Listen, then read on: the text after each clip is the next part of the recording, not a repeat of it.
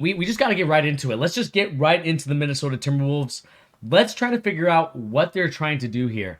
This So is a let's talk about them, man. So we know that they got into the playing game. They lost to the Memphis Grizzlies. Um, let's figure out their roster right now because at the current moment you have Anthony Edwards, you have Karl Anthony Towns, you have Rudy Gobert. You lost like a bunch of key pieces for the Timberwolves. I mean, let's take a look and see if the Timberwolves roster. But what do you make of the trade itself? Actually, let me tell you right off rip, Bernie. okay. That- I think this puts the Timberwolves in legit title contender status. Wow, legit If title contenders. All right. big if here, big if, and this is why I think it's going to happen because I have all the stock in Anthony Edwards. All right, he needs to take the leap here and go Mm-hmm. from star to superstar, which he is fully capable of doing.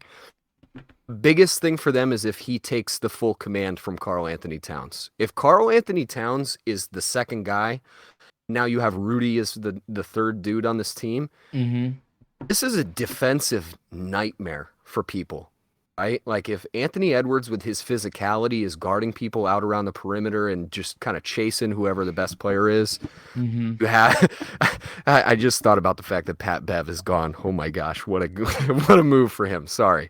But Karl Anthony Towns and Gobert are about as good of a fit as you can possibly get with two bigs in the league right now. Like they completely mask each other's deficiencies, like Mm-hmm. with stretching the perimeter with Cat and the interior defense, just absolutely bullying people in the paint with Gobert. I think this team's going to be really legit just from the mere fact that they meshed together well. They had all the juice last season. Like they almost got the Grizzlies last season and nobody thought they had a chance. Mm-hmm. They were pushing. And a lot of that has to do with the fact that you have two superstars. You have Anthony Edwards and you have Karl Anthony Towns. And you know I'm not the biggest fan of Karl Anthony Towns, but this is the perfect setup for him. You know, this is Yeah. the perfect setup for Karl Anthony Towns.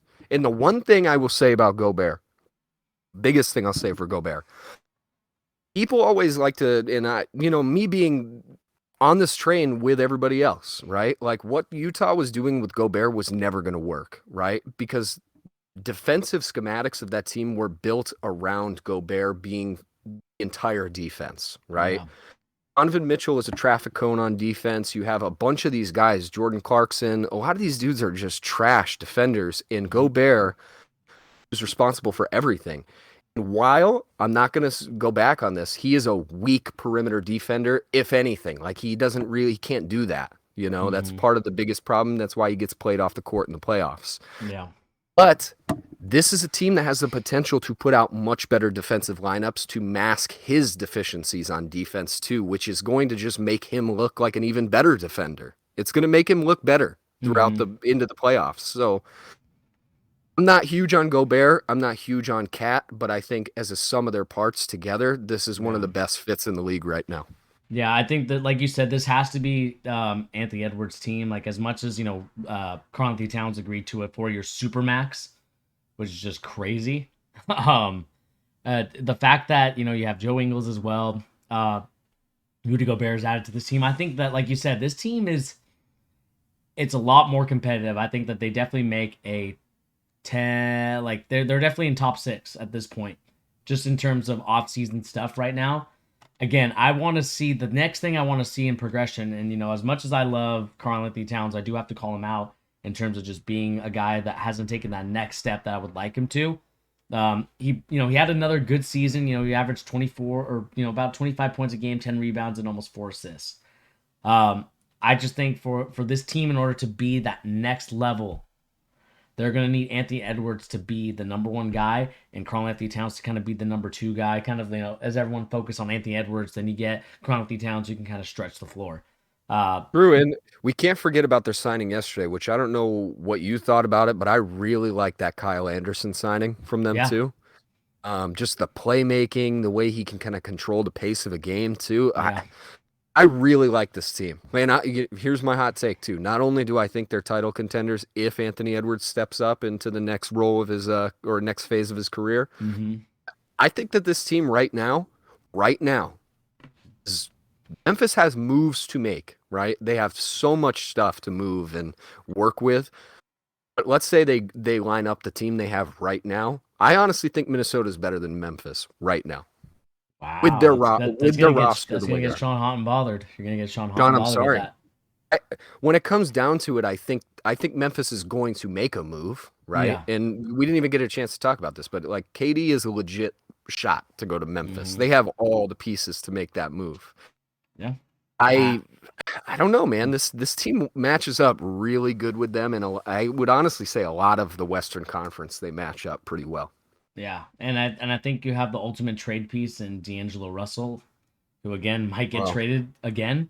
they Um, have they if they can move D'Angelo Russell, it's even more reason I'm sold on this team. Like, yeah. and I think they're going to. I think they're going to because they need to. It's just a matter of like his Hmm. cap hit is so high for how bad he is. Like, I'm Yeah. sorry, D'Lo. I was one of the people championing the Knicks need to go get D'Lo.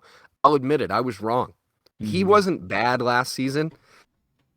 It's just the offensive, like Yeah. the cool down I. effect he has on your offense when he's just Hmm. chucking. You know, Yeah, I definitely understand that. And so playmaking is so weak from him too. Minnesota also I think re-signed Torian Prince as well, a great defender. And so again, they're I adding love so that. much. They're adding so much stuff, and let's make sure that there's no other things we're missing from Adrian Wojnarowski really quick, other than just Kevon Looney re-signing with the um, Kevon Looney re-signing with the Warriors. But Yeah. again, Rudy Gobert getting traded. Here's the thing, and maybe we can move into to Utah as well at Oh, some let's point. let's double them up right now. Let's Yeah, just do both let's double teams. them up. So let's go to Utah. Um, I had a feeling that this was going to kind of be the end of the Gobert Mitchell saga. Not only from the fact that obviously the COVID stuff was really affected Donovan Mitchell heavily, especially as a lot of people blame Rudy Gobert for being the first spreader of it. Um, and I think that that's kind of a ridiculous thing to say now, but at the time, In your head though, does it not feel like he really was the first person you knew that had it? he was one of the first, I would say. He It to me, definitely he's patient zero to he's me. patient zero. But again, you look at this situation, and I also think as well when you look at a guy like Quinn Snyder who has been there for so long, and seeing how mentally drained he was by the end of his tenure, I just think that the Utah Jazz maxed out what they could be. And to me, Yeah. that is what frustrates me about the Utah Jazz a lot in this situation is the fact that this was an opportunity for the Utah Jazz to be 4 first round picks. Four First, firsts. Okay, I don't like that trade as much. Four firsts is I almost just swore very loud. Four firsts is absolutely wild for Gobert on that contract. That's mm-hmm. crazy. Here, But um, gave up no talent player wise. Like, I'm sorry, Pat Bev. I like Pat Bev, but yeah, and, Gobert and is a here's huge. and here's the thing that I will say about the Utah Jazz. I just think that again they ran their course. They kind of feel to me like a team that should have been a lot better than what they were. They should have been able to get to the Western Conference Finals. They should have been able to get to the NBA Finals at least one year out of those years, especially with the roster that they had. I mean, they had to, man. Like I the don't way know. I really don't. I think their I, team was not constructed very well. I think it Like was in constructed great. retrospect. I think it was constructed great. You had a scorer in Mitchell, you had a defender in Gobert, you had a bunch of 3-and-D guys. You added Mike Conley, who was kind of that guy that could be your solid point guard that can get the ball moving around. You had Joe Ingles, kind of more of a three-point shooter. The Royce O'Neal, who just got traded, uh, 3-and-D guy. I just think they had it, but I think to me they just disappointed in the fact that they just couldn't somehow mesh together. And to me, what this signals is that the Utah Jazz they also signed a young head coach as well, and Yep. the assistant for Will Hardy. Boston. It screams to me that they were going to rebuild. That's a good sign. I'm gonna tell you right now, that's a good signing. He's gonna be a good coach. Yeah. Did a lot for the Celts. Like he Hmm. was kind of like he was Ime's like number one confidant of like Yeah. you could even if you go back and watch some of their playoff games, you can see Ime is going over Hmm. to him and they're making decisions together. So Yeah. that was good by Utah, but this is this is about as hard a rebuild as you're going to get. You Yeah. know, and in retrospect, now that we know that 4 firsts are in there, and we need to, slow down just a little bit. As a Knicks fan who just got 3 firsts for the 11, like, you need to temper your expectations. These could be protected to hell. They could be bad picks. They Hmm. might not be great, but they are 4 firsts for Gobert. It's wild. And I would assume they're going to Hmm. try and move, like, Pat Bev might get something back. Um, think didn't it say Walker Kessler was in that trade, which Yes. is, I mean, maybe the ultimate Utah collecting their white men trade of all time. There you go. We're getting a big white in return. Hmm. Um, I, I mean, we know now Donovan Mitchell is not on this team next year. No, There's no shot. no way. They wouldn't have No made way. this trade. There's no way they would have gotten these players in return in four Hmm. firsts if Donovan Mitchell was the guy to stay. Yeah. He's gone, and it makes me a little worried now as the Ooh, Knicks, three are unprotected. 3 unprotected firsts. That's madness. That's madness. What a trade for Utah. I mean, they weren't going to get a better offer than that. There's no shot they would have gotten a better offer than that. Hmm. I'll push back on your Utah construction just a little bit. Like, I really felt like as the years went by, like, Donovan Mitchell and Rudy Gobert as a combo, top 2 players, really did not mesh at all because of the fact that Donovan Mitchell is such a poor defender and Rudy could not defend on the perimeter, right? Like, they don't mask each other's weaknesses as much as you would hope. In terms of, we're paying this guy $40 million to be a defending expert, and Hmm. this guy is going to make this much to just be our offense. It just didn't add up to being like, this guy is 35 a night guaranteed and this guy is all defending world Hmm. champion. Even though he kept winning defensive player of the year, he shouldn't have won it. I'm sorry, he shouldn't have won it. You can't get played off the court in the playoffs and win that award, right? Hmm. That was less his fault and more, I would say, on Utah's construction of their team. Like, you can't expect him to guard everybody on the court. He's 7'1". That is a true unicorn that can do that. That's why Mobley is the guy for me. Like, he can do Yeah. that. But this is a crazy trade. It's a Yeah. crazy trade. Minnesota, I mean, let's go back to them for a second. That must mean they think that they're ready. They wouldn't be trading Yeah. 4 firsts and giving Cat the supermax 225, I think. Yeah. Wouldn't be 224. They wouldn't be doing that Yeah. if they didn't think Ant is ready to take them to the promised land. So I'm very excited to see what Minnesota is going to bring to the table next year. And Hmm. Utah, I mean, we're about to see like the gutting of all guttings from Yeah. this team. Because, I mean, is Jordan Clarkson there? Like, is he even going to make the team next year? I mean, he's probably getting I traded too. You can get he's something definitely for him. getting traded. You can get some value for him. He's a great 6 man rotation guy. Like he's a Get a guy that first for him, I bet, right yeah, now. I mean, this is the thing. I think the Utah Jazz kind of are taking a page from the Oklahoma City Thunder's playbook and are just like, let's get all the first round picks. Apparently, the 2023, 2025, and 2027 are unprotected, and 29 is top 5 protected. And so they're obviously thinking, for the Minnesota Timberwolves perspective, they're in a win now mentality. They're saying, screw it. Like you said, they think that they're ready. They think that by trading for Rudy Gobert, they are instantly going to be title contenders. And that's in their perspective and their mindset. Like, yeah, we're ready to win this league. We're Hmm. ready to win this championship. From the Utah Jazz perspective, they obviously are looking to rebuild for the future. And I think that there's one guy that they're looking for in this draft class, and it's Yep. Victor Wembanyama. This is the Victor Wembanyama sweepstakes for any team that is trying to rebuild. And I just think that if you can center it around that guy, you definitely have you have a future team, a future dynasty in your hands if you can get a guy in Victor Wembanyama. And Sure. so and I think that that's kind of where they're at right now with what they're trying to do is that they're try to build this team around how can I get uh Victor on my team, or there must be a guy in the future. I haven't really looked past Victor Wembanyama's draft class to see who's like the next guy coming up. Obviously, you have like Scoot. your Scoot's number 2.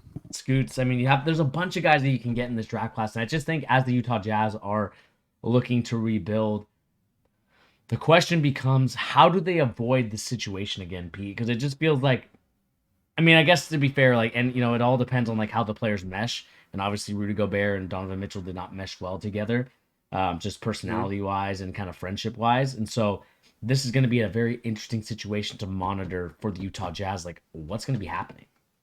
I just here's what it comes down to me for me is this.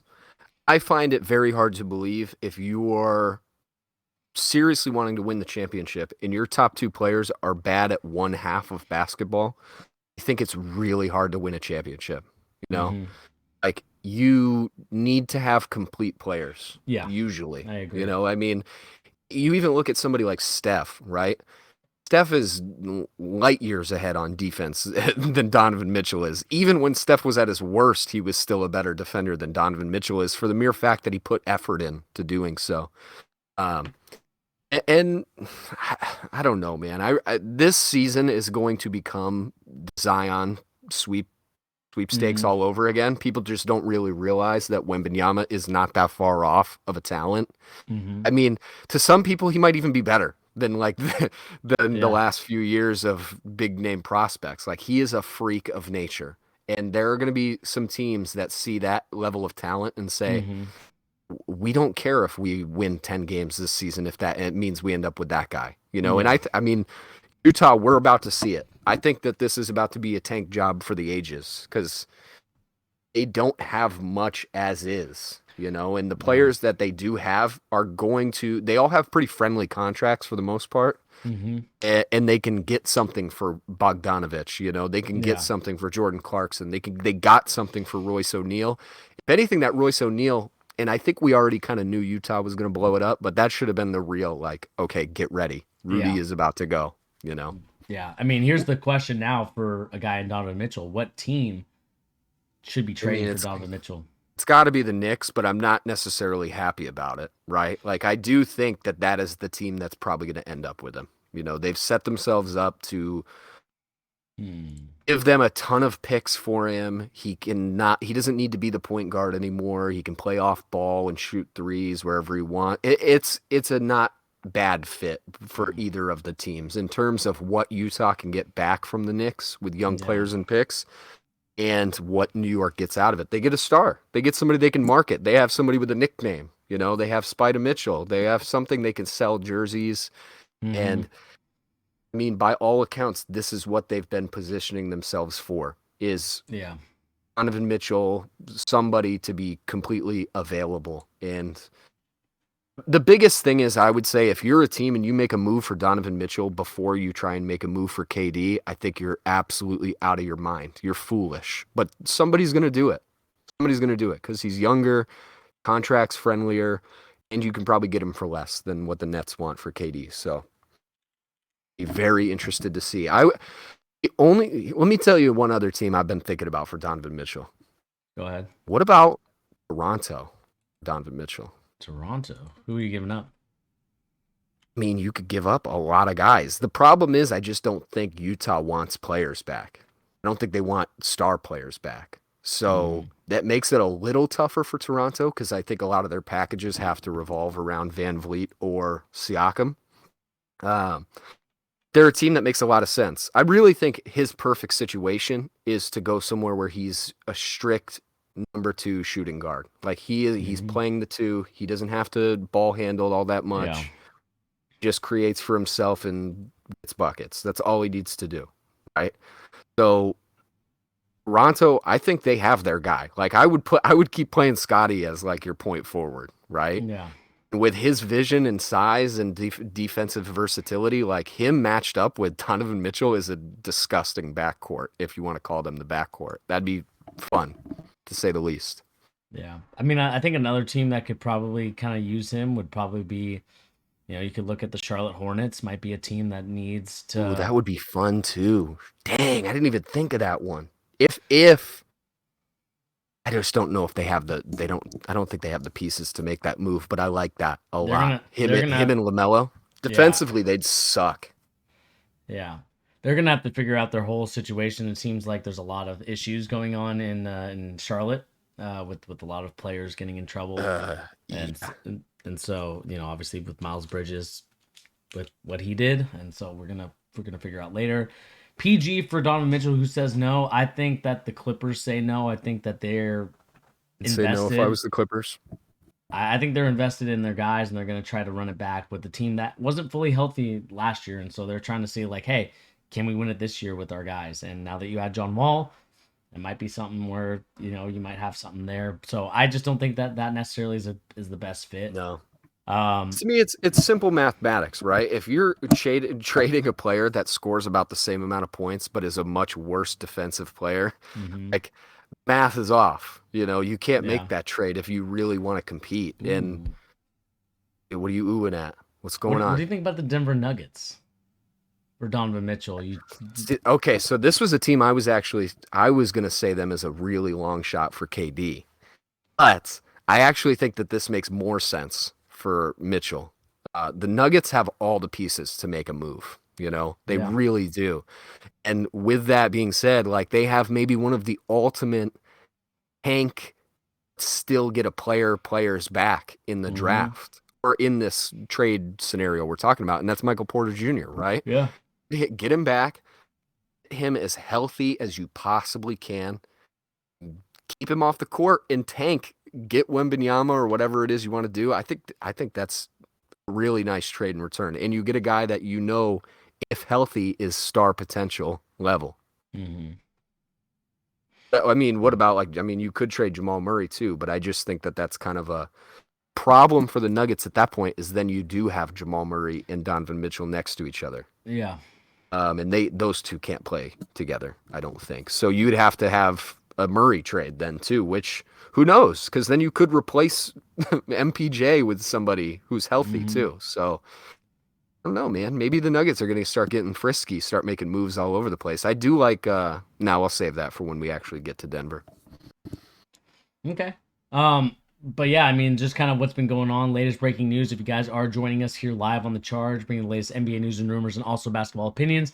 Again, we're not the we're not the reporting it live like Wojnarowski is, but we will be reporting when Wojnarowski does tweet. Obviously, the tweet that just came out a couple minutes ago, or maybe ten minutes ago, the Utah Jazz trading Rudy Gobert to the Minnesota Timberwolves for a lot of for 3 unprotected draft picks, a bunch of players. And so Rudy Gobert is gone. This obviously means that the Utah Jazz are in full rebuild mode. They're going to be trading away Donovan Mitchell relatively soon. Who knows what team he could go to? Let us know in the comment section down below. What team do you think that Donovan Mitchell could go to? Again, I said the Denver Nuggets. I said the what other team did I say? Charlotte Hornets might be another team. I Yep. think the 76ers could also be another team that you look at and say like, Dang, they hey, actually could be too. let's see if we can kind of get Joel Embiid another superstar with him. Wouldn't I And wouldn't make that trade if I were them though. you want to trade Tobias Harris for Donovan Mitchell? I just don't think so because you already have Maxi. And I'll be totally straight up with you. I don't think Maxi and Donovan Mitchell are that far off from each other. Ooh, To me, ooh, he's younger. He does a lot of the same that's things. spicy. And if anything, I don't know, man. I would be very not happy if I was the 76ers because you have to give up Maxi in that trade. You have to. You can't make that trade work if you're not going to give him up unless you give up a absolutely wild amount of picks, but I don't even think they have that many to Yeah. give. So I would keep Maxi. Mm-hmm. Let's But see. an interesting trade. Yeah. Should we move to a new team? Let's do it.